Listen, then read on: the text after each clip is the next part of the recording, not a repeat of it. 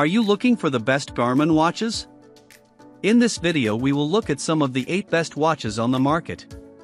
Before we get started with our video, we have included links in the description, so make sure you check those out to see which one is in your budget range.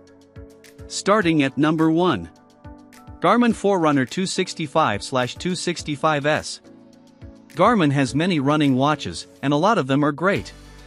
But the Forerunner 265 or 265S, if you have petite wrists, strikes an excellent balance between price, feature set, battery life, and a vibrant OLED display. That said, the Forerunner 265/265S is a bit of an odd duck. It comes a mere 9 months after its predecessor, the Forerunner 255, and is, in many ways, pretty much the same watch.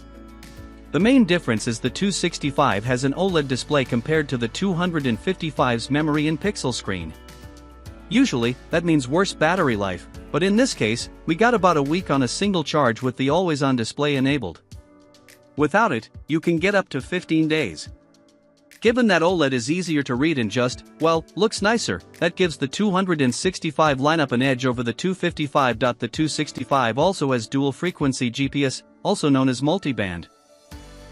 The gist is you get much more accurate maps in challenging environments like cities and dense forests because you can access both the L1 and L5 satellite frequencies. And even with dual-frequency GPS enabled, you still don't lose a whole lot of battery life. I wore it during a half marathon with that and the AOD enabled, and I still had over 80% battery by the time I got home. This is also an excellent price, as the majority of multi-band GPS watches cost well over $600. My main complaint is that $450, outside of a deal, at least, while not bad for Garmin, is still a lot when you consider that's the same price as smarter smartwatches with great running features. Some runners won't care. But if you're on a budget or you're new to running and feel iffy about spending that much, then consider the Forerunner 165 series. It starts at $249.99, add another $50 for onboard music, and does almost everything the 265 series does. The main things you're missing are dual-frequency GPS and a few more niche sport profiles.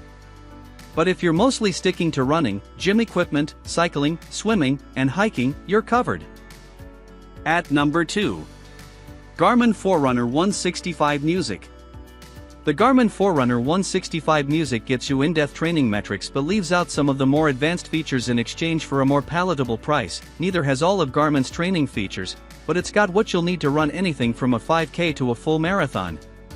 That includes a race predictor, which gives you an estimate of what your best time would be based on your actual training. You can also use PacePro to figure out your pacing strategy for a race. You also get Garmin's training readiness feature to help gauge load and recovery, Garmin Coach plans, and a host of running form metrics. It also supports offline music and safety features like fall detection. The only thing they lack is advanced mapping. They still have trackback, point-to-point navigation, and real-time breadcrumb trail support, however. On the other hand, if your budget allows, you could also consider the Forerunner 570 and Forerunner 970, which were released in June and cost $549.99 and $749.99 respectively. Both models have a built-in speaker and microphone, OLED screen, skin temperature sensors, flashlight, and built-in EKG reader with atrial fibrillation detection. They also give you a daily evening report with suggestions on how much sleep you should get, plus a digest of your upcoming events, workouts, and the weather. You also get access to Garmin Coach, a free multi-part workout program, which allows you to upload your course and receive notifications when you've hit certain distance benchmarks. While both smartwatches have a lot in common, they do have some key differences, the main being that the 970 has maps. The Forerunner 570 comes in 42mm and 47mm sizes, and Garmin says its battery lasts up to 10 or 11 days based on which model you pick, with the always-on display off. The Forerunner 970 only comes in a 47mm size, and Garmin says it can last up to 15 days per charge. The Forerunner 970 also includes 3 exclusive metrics: running tolerance, running economy, and speed step loss. These 3 tools will give you a weekly maximum mileage recommendation, with the option to adjust it up or down, and assess running efficiency. The running economy and step speed loss features require Garmin's $169.99 HRM 600 heart rate monitor. The Forerunner 570 is a definite step up from the Forerunner 265, but not a big enough leap to recommend it to everyone instead of that model, especially because it doesn't offer offline maps.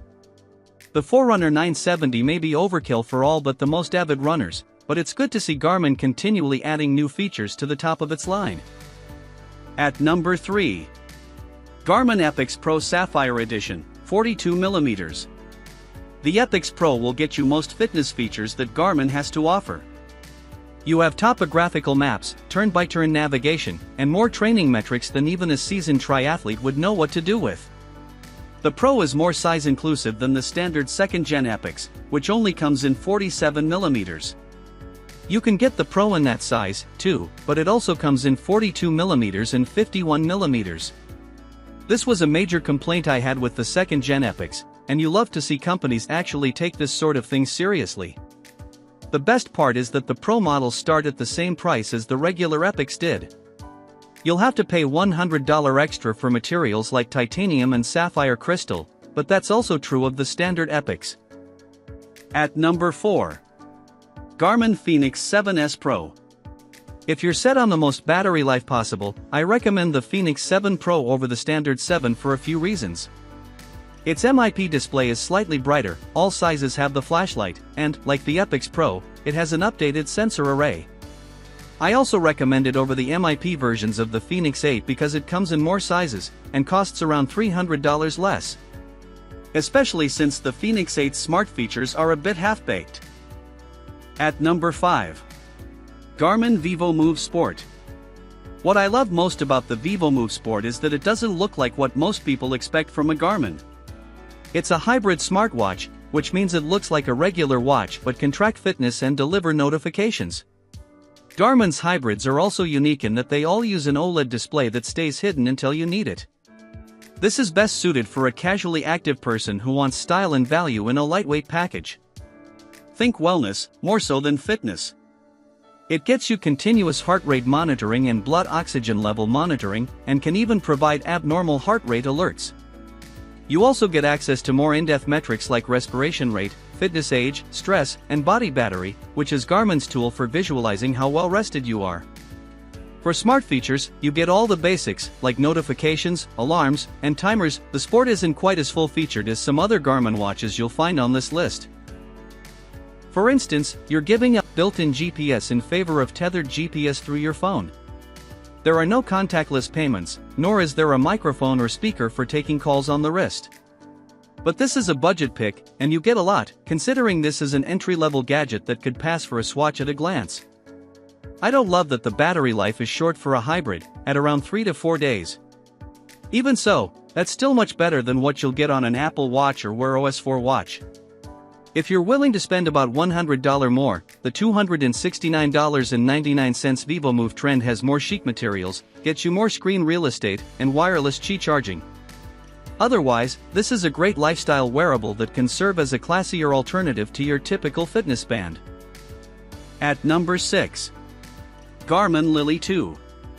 If you prefer something newer to the Sport that's also stylish, the Garmin Lily 2 is another good option, especially if you've got particularly small wrists or prefer something extremely lightweight. The swipe and tap gestures are still a little fiddly to use, which was also the case with the first-gen model, but the fresh design is a fun way to lightly monitor your fitness without bogging yourself down with notifications.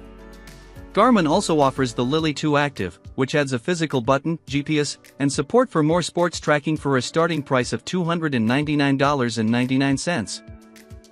At number 7. Garmin Venu Sq 2. If you were disappointed by the Fitbit Sense 2 and Versa 4, the Venu Sq 2 is the next best thing, and, in some ways, better. At a glance, the Venu Sq 2 could easily be mistaken for an Apple Watch. On the wrist, you'll notice it's made of plastic, but it still looks quite chic and extremely lightweight. The screen is bright, easy to read, and looks better than any Versa or Sense ever did. The feature set is also great for the price, with built-in GPS, a ton of watch faces, emergency safety features, and contactless payments. If you pay $50 more for the Music Edition, you'll also get about 500 songs worth of storage, but we wouldn't recommend it. This doesn't have cellular connectivity and, therefore, isn't truly standalone. You'll most likely be carrying your phone with you anyway. As for health features, the Venu Sq 2 basically has everything you'd get on a Versa or Sense smartwatch, but with Garmin's treasure trove of metrics as well. That includes heart rate tracking, blood oxygen tracking, intensity minutes, how much moderate exercise you get in a week, stress tracking, hydration tracking, respiratory rate, period tracking, and Garmin's recovery feature, body battery. As far as fitness goes, you also get access to Garmin Coach, which provides free 5K, 10K, and half marathon training plans. You love to see it. Another big leg up Garmin has over Fitbit? None of these features or metrics are locked behind a paywall, even if Garmin's AI-powered insights and a few other expanded features will only be available as part of Garmin Connect Plus, $6.99 a month / $69.99 annually. At number 8. Garmin Venu 3S. Garmin has shored up the smarts in its watches over the past several years, and the Venu 3 series is the smartest and most affordable of the bunch. The Venu 3 series comes in two sizes, 41mm and 45mm. Like the Venu 2 Plus, it has a microphone and speaker. You can take calls directly from the wrist and issue commands to your phone's digital assistant via Bluetooth. It's not the same as having Siri, Bixby, Amazon Alexa, or Google Assistant built directly into the watch, but it's a clever workaround that works well for hands-free control. It also supports safety features like fall detection and live tracking, as well as contactless payments. Like other OLED Garmins, the display is both vibrant and easy to read. As for health and fitness, you get a nice mix of basic and more advanced features and metrics. It has Garmin's latest heart rate sensor, which enables FDA-cleared EKG and AFib detection features. Overall, it leans a bit more on the wellness and health side of things, with intensity minutes, blood oxygen monitoring, sleep tracking, period tracking, abnormal heart rate alerts, and stress tracking. As for training, you still get built-in GPS, VO2 max, heart rate zones, respiration rate, and downloadable training plans via Garmin Coach. New to the 3 and 3S is a sleep coach that factors in metrics like heart rate variability and recent activity to determine your sleep needs. It also finally adds nap detection, a feature that's been long overdue for the Garmin platform. The Venu 3 series also adds audio-guided meditation sessions, and you can view how these sessions directly impact your metrics. From an accessibility standpoint, this also adds a wheelchair mode. Technically, the Fenix 8 is slightly smarter in that it adds an onboard voice assistant. However, it is also more than double the price and not what I'd consider a good value for the average athlete. It's more for people who spend hours upon hours training every week. This is the Garmin for you if you want the platform's in-depth training without sacrificing the productivity of a smartwatch. The main things it's lacking are cellular options and a robust third-party app ecosystem. That said, it's got Spotify, Amazon Music, and Deezer for offline listening. It's also a good option if you're fed up with MIP displays and want a smarter Garmin rather than a full-on smartwatch.